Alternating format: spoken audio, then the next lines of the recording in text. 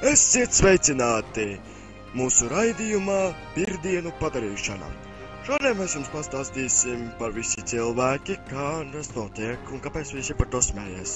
Labi, mūsu pirmais kandidāts ir Misters Bornado. Jā, labdien, mani sauc Misters Bornado, un es katru dienu piežu. Vai es atvainojos, nejauši paspruka. Tāda lieta, ka mani bērni smējās par to, kad es naktīs guļu un piržu.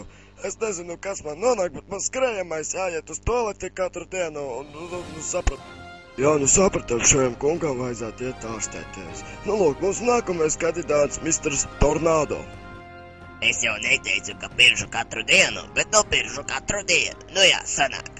Labi, man sanāk tādas problēmas, ka man jādzer prostameluno, vai arī espubizants, vai arī mezims. Nezinu, kas to nezinu. Paldies! Jā, es zinu, meitenēm tas nav labi pirst, bet man patīk pirst, man vienkārši ir gāzes vēderā. Ko lai dara?